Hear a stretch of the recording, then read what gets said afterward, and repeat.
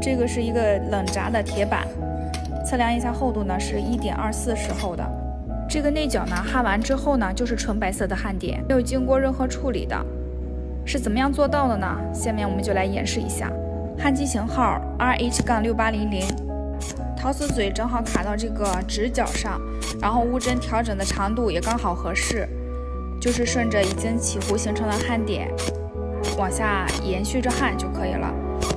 为什么说焊接出来的效果是纯白色焊点，后期免抛光处理呢？